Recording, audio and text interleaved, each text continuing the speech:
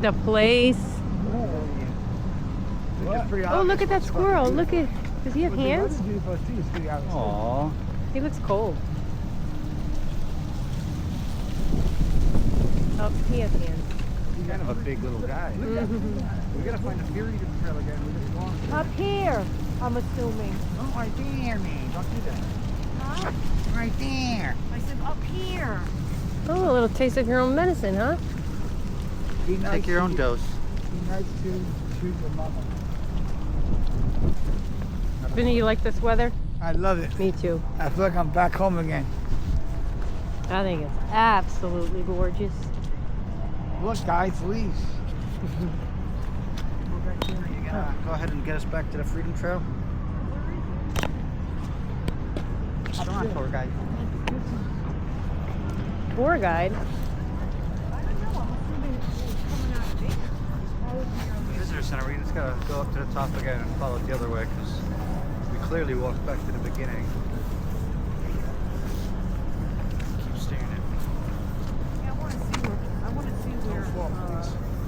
Oh, and there's leaves falling. I was gonna fall, that was my stutter step. Kind of like when you stutter talk. It is beautiful weather.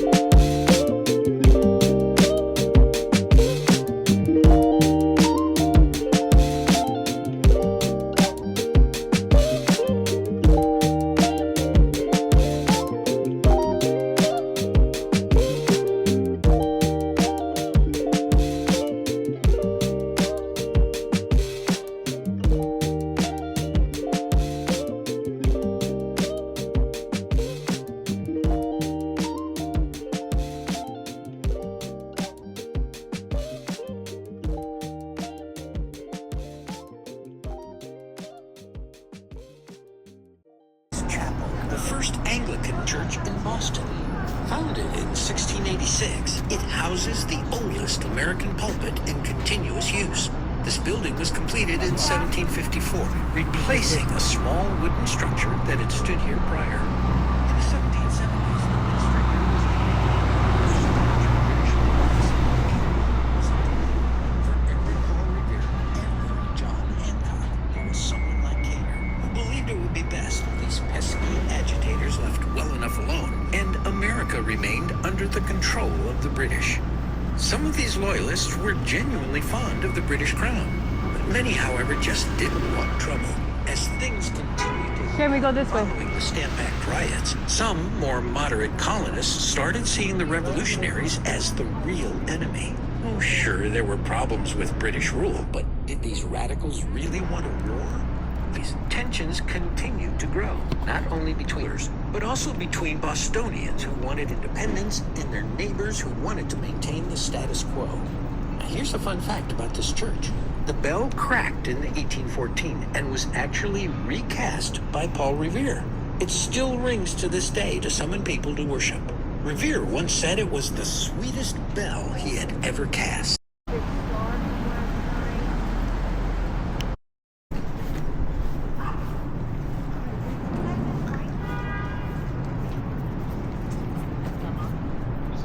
Now, look left. Do you see that statue of Ben Franklin? A student to attend the Boston Latin School, which once stood on this very site. Franklin himself was actually born only 1706, the 15th of a whopping 17 children. Though Philadelphia later became his adopted city, Boston always had a place in his heart. While Thomas Jefferson was the author of the Declaration of Independence, Franklin was the editor. Perhaps you've heard this quote by Franklin. They who can give up essential liberty to obtain a little temporary safety deserve neither liberty nor safety. This fierce dedication to unimpinged liberty undoubtedly shaped Franklin's approach to editing the Declaration. Franklin was known among the Founding Fathers for his razor-sharp wit. In almost any situation, whether drafting the Constitution or forming war plans against the British, he seemed to have something clever to say. He famously said, We're all born ignorant, but must work hard to remain stupid. somehow, in the midst of propelling the country towards revolution, Franklin also found time for plenty of other pursuits. He invented bifocals, rocking chairs, and a heating stove, amongst others. He lived his own saying. Don't put off until tomorrow what you can do today. The pigeons of Boston.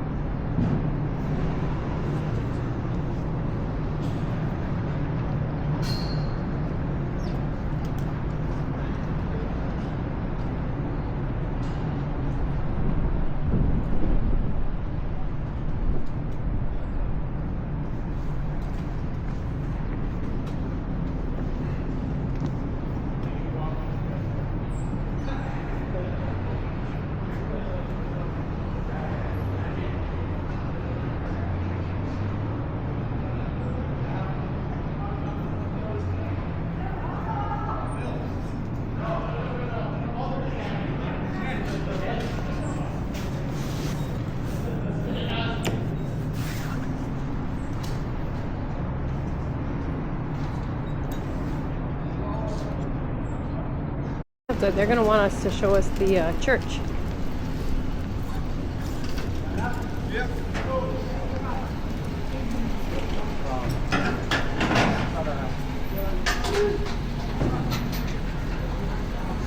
Ooh, a beautiful Christmas store.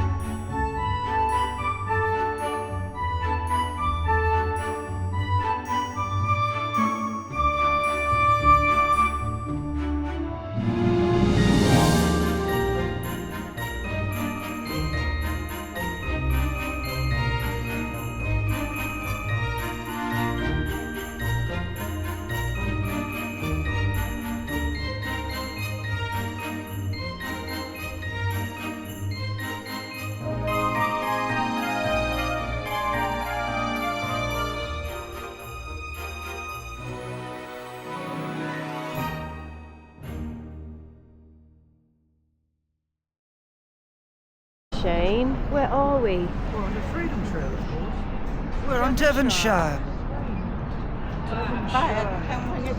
Look at the size, the majesty of these buildings as they extend their peaks into the sky. All's here.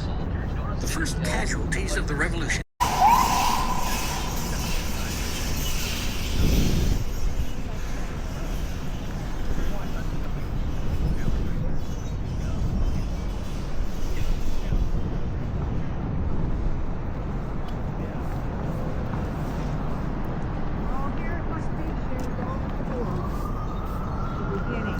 Oh, sorry.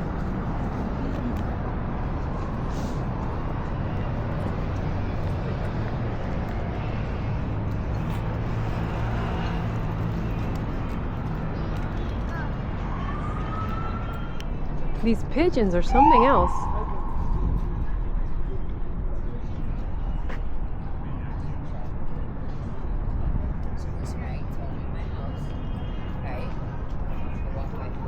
Guys, Let's go.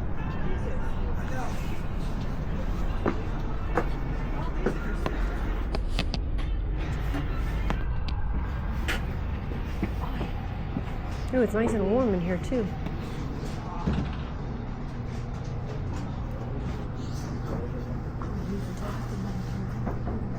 Hmm?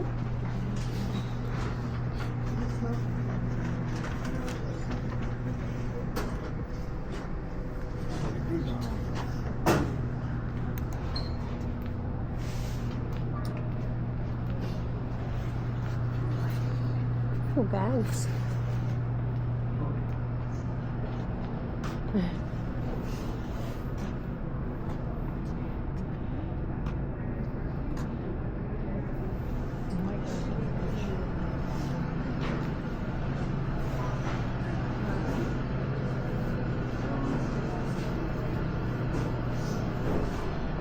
And then we could just exit there, guys. I do, but I also feel like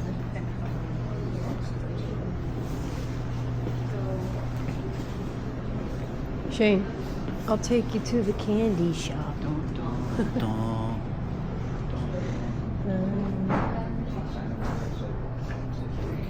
Mm-mm. And then, guys, let's exit out here. Perfect.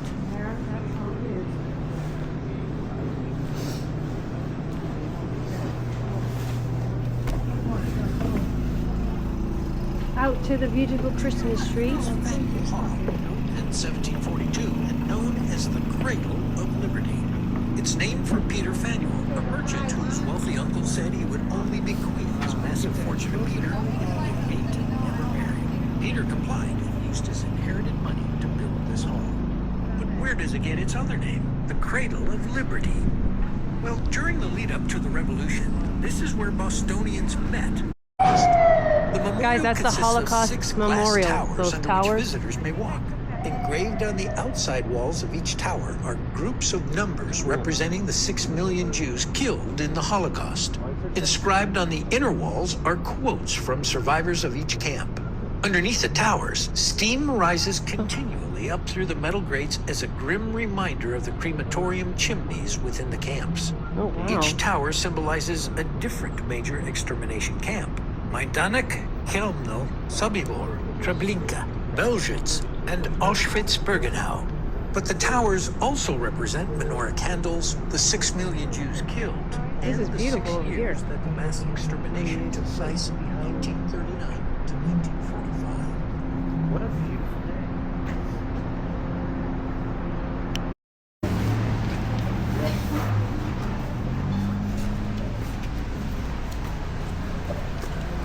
I smell Italian cuisine. Mother Anna's. But I feel like Mother Anna is interesting.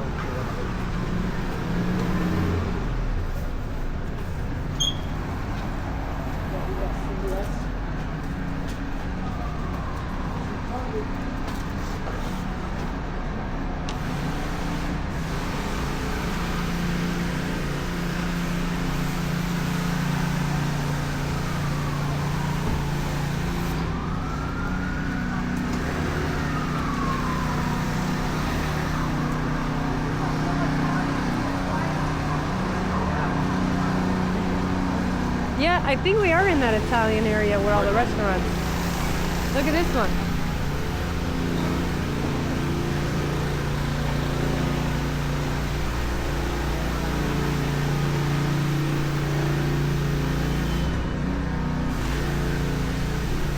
Ooh, North End Christmas shop.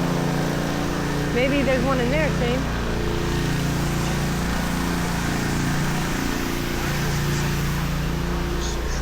Washington would make a good leader for their new army. He had plenty of military experience.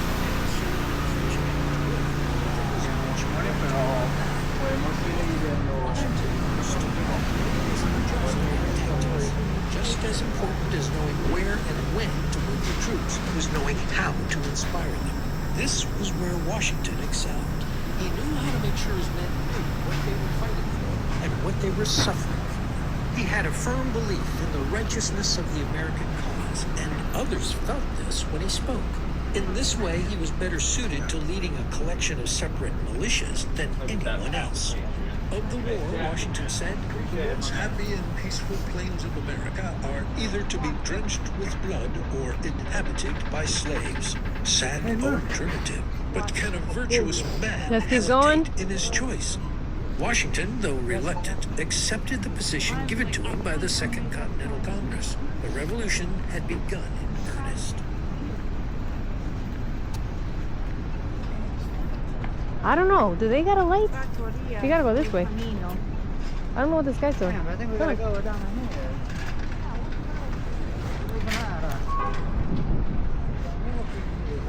here. Oh wow, Boston's best Italian grocery. You guys want to check it out? Mama, it's the best Italian grocery. This is amazing.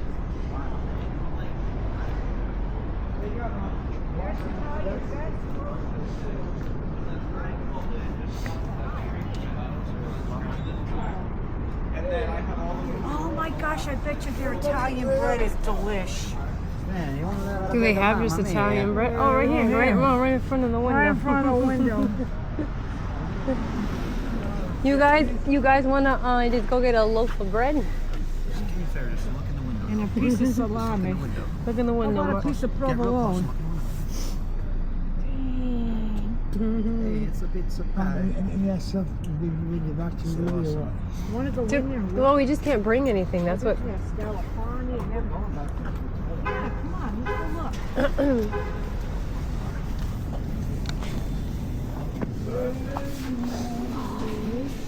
Like a big piece of pie. They have Nutella. Of course we have. Oh my gosh, I remember these. These are definitely. Scat. Yes. Oh, they must have a good gardenia for you here. What's the stuff you can never buy in America? I was looking for. We found it.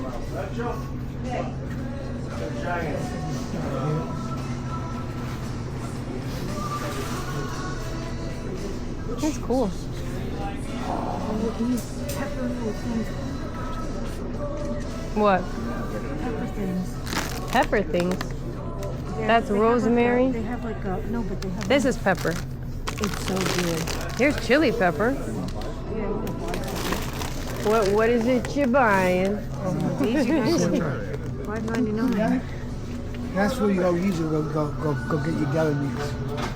Nice. Not like what to do right now there. Oh, nice, Mom, look. Mom, you guys got that sauce. I want that sauce.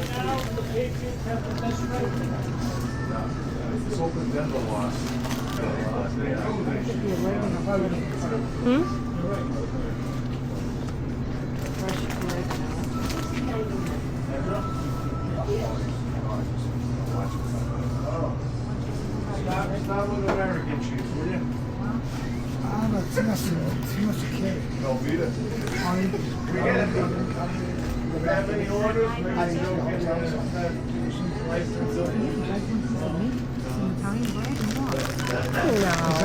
Pepperoni.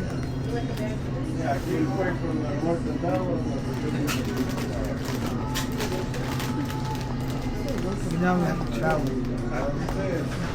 Come on, what is fanculo la dieta mean? Fanculo la dieta. You don't speak Italiano? was saying, Yes? You Oh. can get a nice suburb here too. Oh my gosh.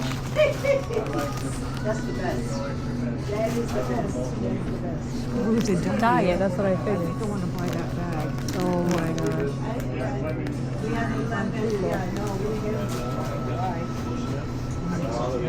Oh wow, it's all open air here. Yes. Come on, look at the antipasta.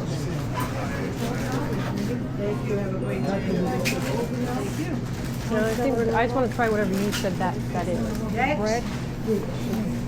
Hi, how are you? Hey, how are you? Hey, can I have one of those bags, please? They're $12.99. You want one? Yeah, no. I want one. Oh yeah. So when you push it, what does it say? F the diet. Screw the diet. This says You're scuba in the wrong diving. area with that jacket on.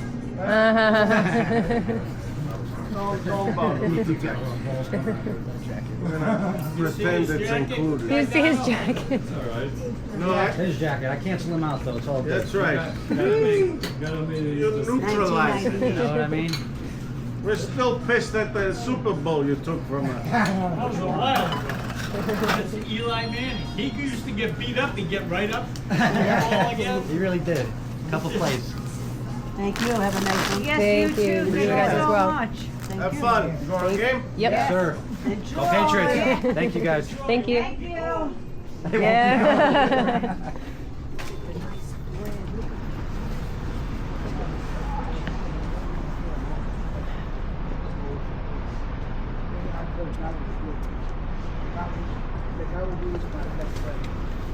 Be ready to roll out in a minute. But there's more to them than that. Beginning in the 1640s, all able-bodied men in Massachusetts between 16 and 60 years old were required to own a gun and participate in their local militia. The Minutemen were a specialized section of that militia, chosen for their exceptional skill, enthusiasm, and reliability. In the early days, these Minutemen, like all militiamen, fought for the crown. That changed in the 1770s when loyalists were purged from the militias. Minutemen trained more frequently than the regular militia. Their arms and gear were expected to be with them at all times. And Oh, you're their opening it. training was a bit different from that of the British. You see, they didn't learn to line up in long rows before firing and to march in long columns. Put the trash in here. Where's the trash? I need to have a gum. Oh, no, I'm keeping Can I have a this little piece of this bag. plastic? I'm saying if you pull that. Hey, maybe let's step out the way, guys, because there's people coming here. Want to taste one, Vinny? Always looks like a plastic. Well, that someone yes, I do. Jane, do you like it?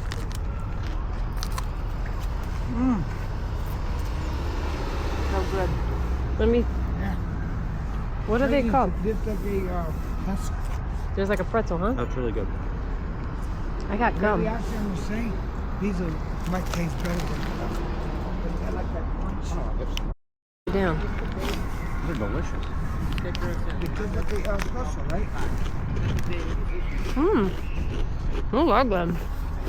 On the back of my back? Not like a pretzel. Kind of like a. A bagel in a way.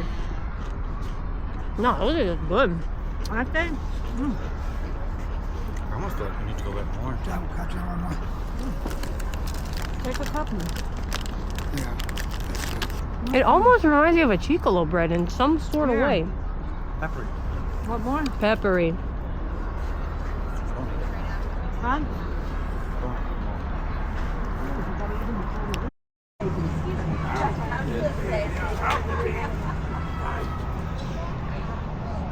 Merry Christmas is Buon Natale. Buon Natale. Wait, let me pronounce this lady's name again. Excuse me. Francesca Concetta Padelato. Very good. I did very good, right?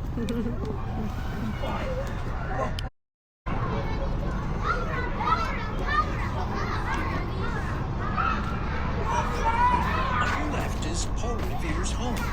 No, really, it still stands today. It was constructed around 1680, and Revere purchased it in 1770.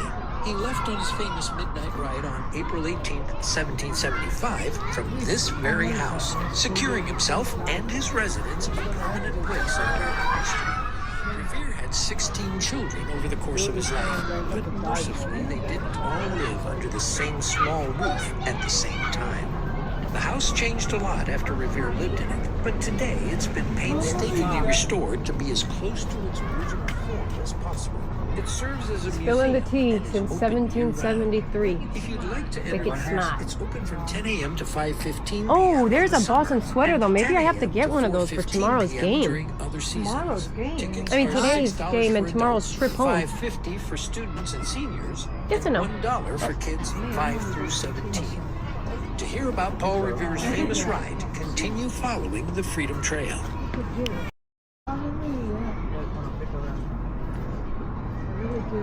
Boy, I bet you will have something good to eat.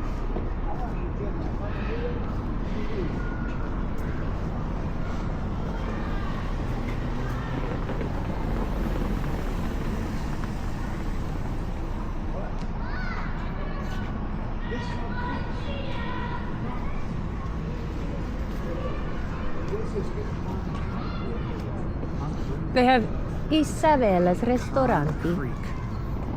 Oh, we got a new word. Concrete. The bell is going off.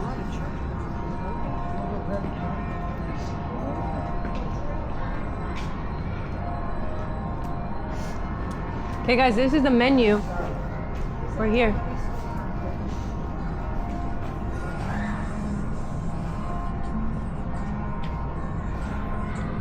Carne.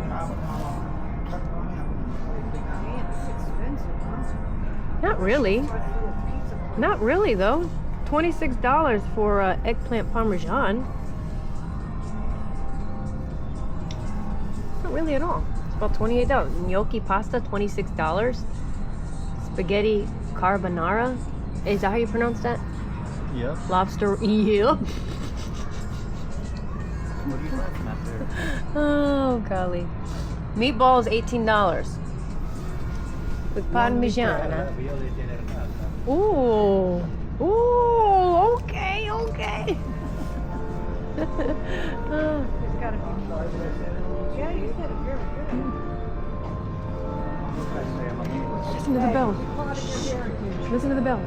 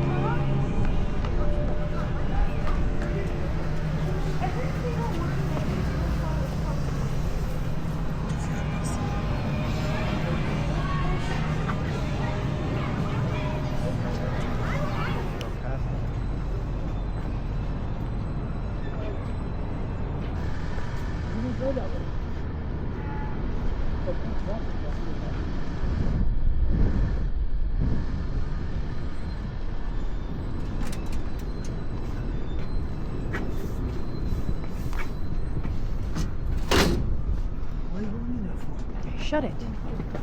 My mother's college, Vinny. Continue following the Freedom Trail. So who was the other rider who successfully reached Concord after Paul Revere was captured? That would be Samuel Prescott. Prescott was born and raised in Concord and had a fierce patriotism for his homeland. Revere himself even called him a high son of liberty. Before the war, Prescott worked as a physician and was even in the process of courting a woman he hoped would become his bride. But when tension between the colonies and Britain erupted into fighting, he dropped everything to join the Patriots' cause.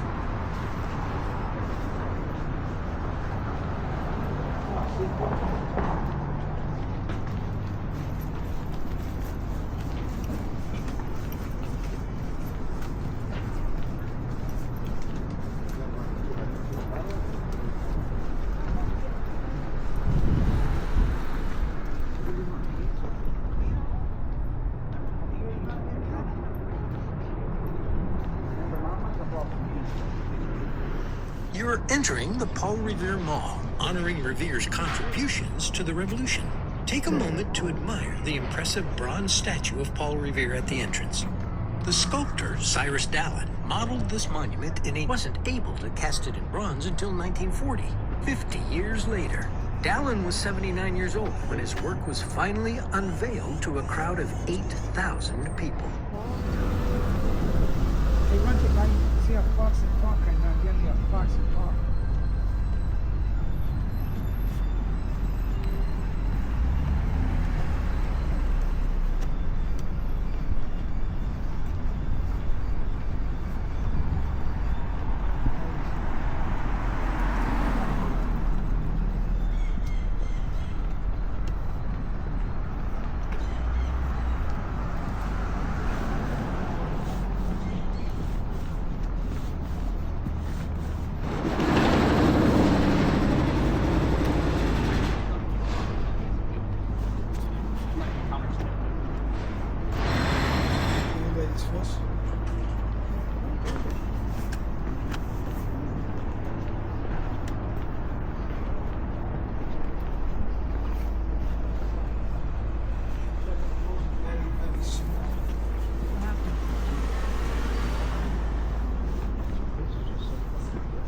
Go on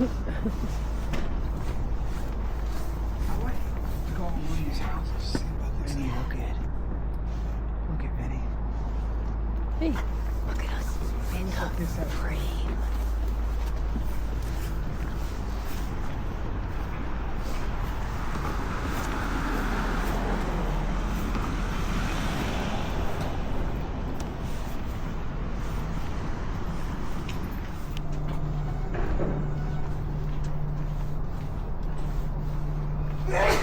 Bless you.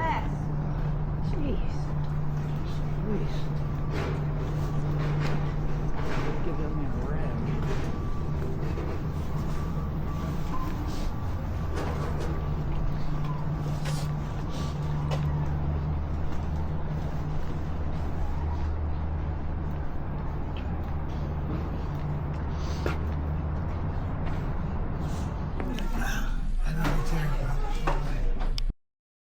Yeah, let me take a picture of it first.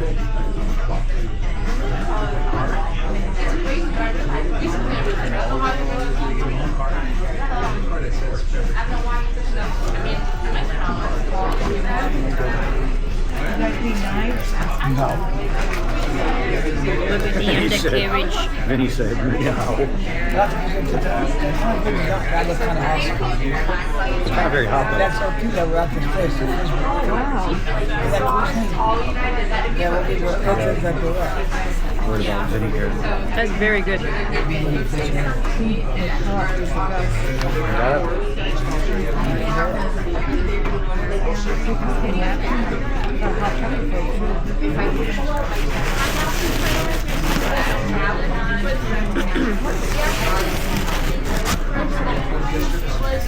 You really gotta put us eating. I just wanted to get my first reaction. Very good, very good. Lantern meant that the British were attacking over land, and 2 meant they were coming from the Charles River. When the attack came, the sexton placed 2 Old North Church. The lights were only up for a few seconds. The signal lanterns of Paul Revere. Charlestown to spot the signal and get a horse ready for Revere. When Revere Guys. arrived on the banks of Charlestown, he Shane, Shane. That's the Freedom Trail. That's the trail. That's the trail. On the ground? Trail on the ground? That's what I'm telling you. No? Who does it cross on that side?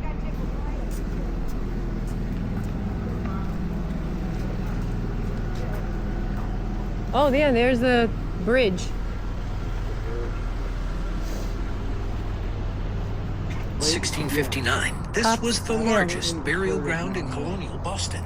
It was a place for the less affluent, including craftsmen, mechanics, and artisans. And thousands of bodies are still laid to rest here. Among those buried here is Robert Newman, the sexton who placed the lantern out for Paul Revere's midnight ride. A more infamous resident of the graveyard is Cotton Mather, a Puritan preacher who stoked the panic behind the Salem witch trials. You guys see If you want to anything learn more walking? about those trials, I have a walking tour of Salem that goes over the events in detail.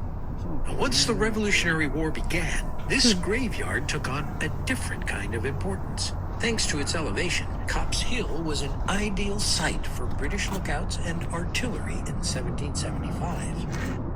British soldiers set up cannons here and trained them on Charlestown and Bunker Hill while they waited for the signal to attack. These soldiers, like anyone, got bored with waiting and enjoyed using the gravestones here for target practice. A favorite target was that of Daniel Malcolm, a Over there. colonist who had heavily resisted British taxes. His grave still bears marks from British bullets from all those years ago. But wait, if Boston was such a hotbed of revolutionary activity, how come the British were in control of it once the fighting started? Well, I'll get to that in just a moment.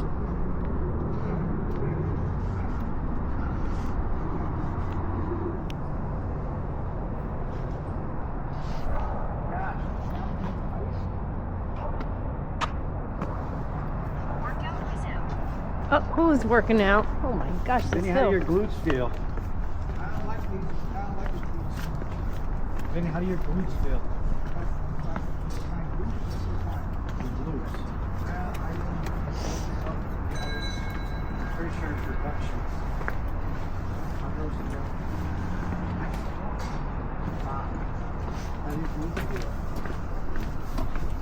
Very steep hill. Cops Hill, burying ground. Boston was already effectively under a military occupation by the British. That meant when the war truly began, the British didn't need to take the city at all. They already controlled it. Obviously, this wasn't ideal for the Americans. Boston was hugely important for a number of different reasons. First, its harbor made it both an essential trade hub and a key military outpost. Whoever controlled the city would be resupplied by sea, and if the British held the harbor, they could receive reinforcements from across the Atlantic. Second, as one of the largest cities in the colonies, it represented a major blow to morale to see it under British control.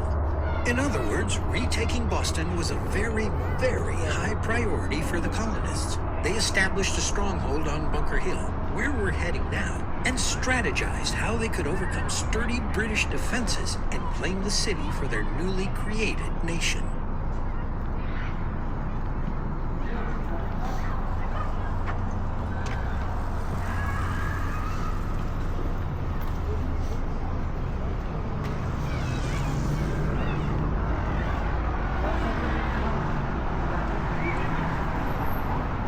Kids passing played outside.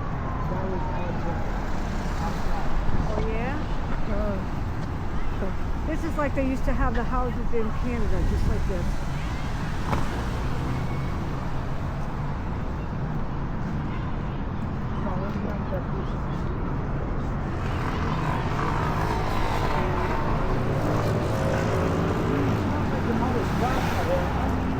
Guys, we're gonna have to cross the road.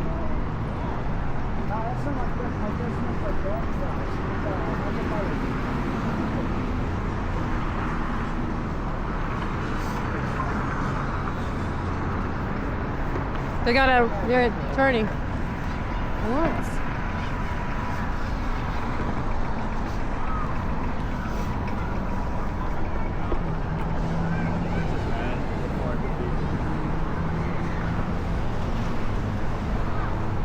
According to a law passed in response to the Boston Tea Party, British soldiers weren't relegated to a barracks on the outskirts of the Shane, city. it's 1:13. They could find housing in just about any unoccupied building. That meant that soldiers were living among Monday, and around the residents of Boston December at all 1st. times. Residents never knew exactly 2025. where soldiers were stationed, who might be watching their activities, and who might be listening in on their conversations. As you can imagine, the occupation was an incredibly tense and difficult time for the citizens of Boston. A common misconception about that British law, known as the Quartering Act, is that it allowed British troops to quarter in occupied homes, essentially taking over someone's home. After all, isn't the whole point of the Constitution's Third Amendment to prevent this from happening again? It's an understandable mix-up, but this almost never actually happened. The Third Amendment exists to prevent American troops from staying in people's homes without their consent. It has nothing to do with foreign occupation. Where? Right there.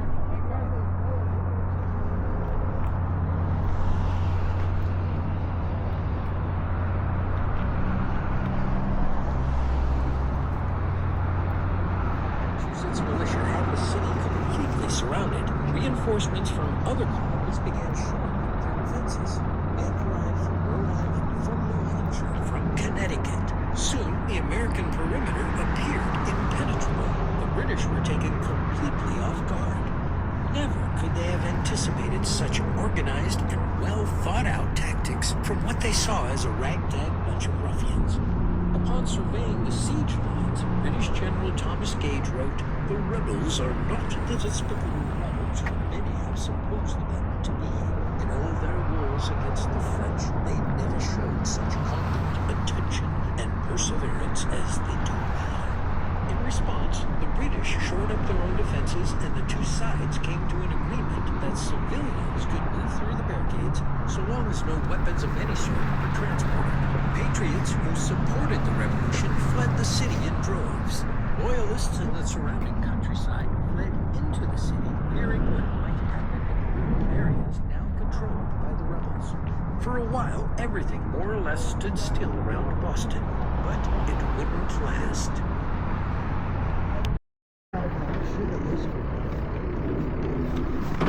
It's very colonial.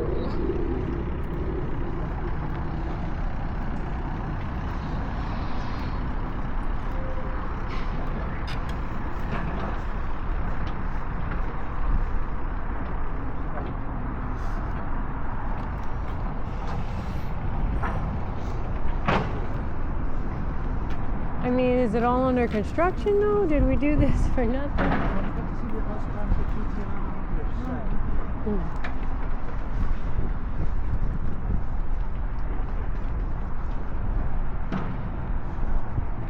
Pause by that gate ahead on our right. You see those towering masts off to your right? Those belong to the USS Constitution, the oldest commissioned warship in American history. It was first launched in 1797 and famously earned the nickname of Old Ironsides during the War of 1812. While the ship was constructed here in Boston, it spent years in New York, Pennsylvania, and New Hampshire before politicians worked to bring her home to Massachusetts on her 100th birthday. Now here's a fun fact. Paul Revere, who often seemed to be at the center of many things in Boston, designed the copper fittings for this ship. If you'd like to visit the USS Constitution or the museum about the ship, click Learn More. To continue your Freedom Trail tour, turn left where the red brick path splits and follow it to the left.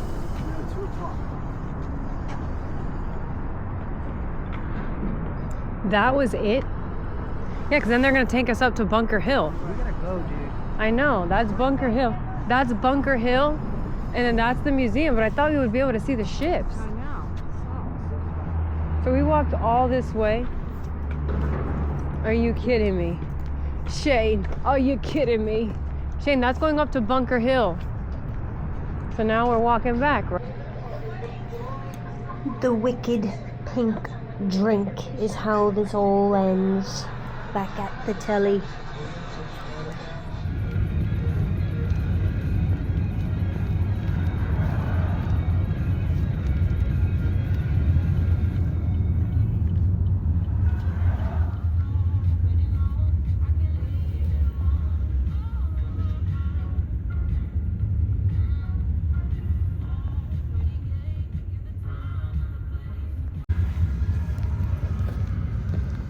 Yeah, go ahead.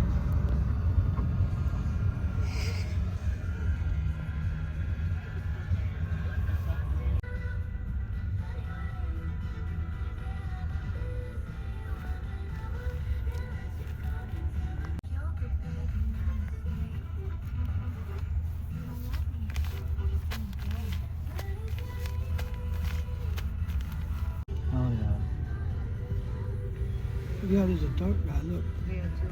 We were talking about the Giants.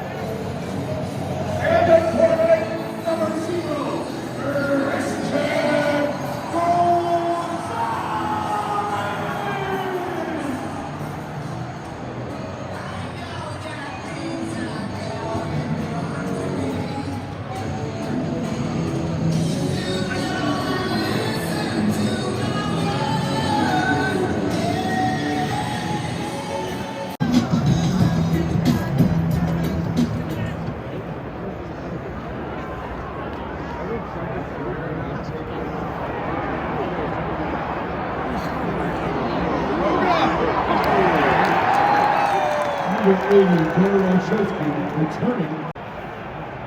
Second play being out. What are you doing?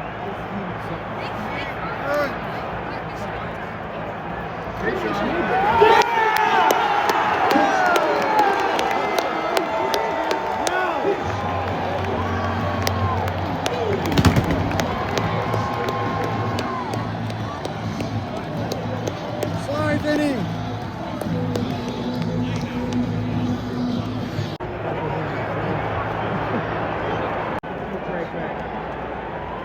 Jones took all the highlights.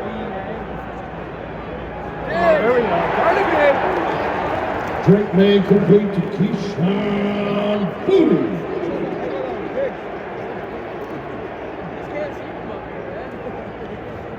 Also to be ball on the tight end.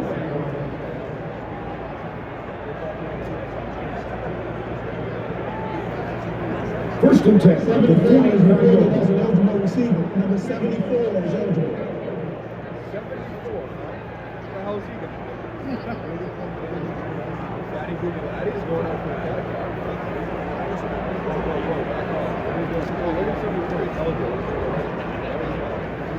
Yep, see you later. Ramondre Stevenson on the carry.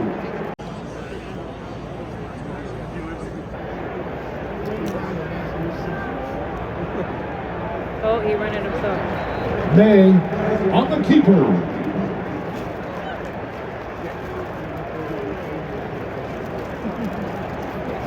And the play is good for a Patriot.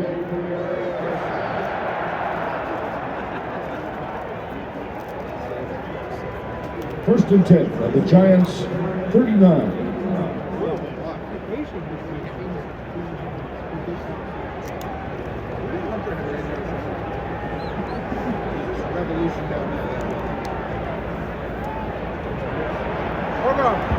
Oh, there he is.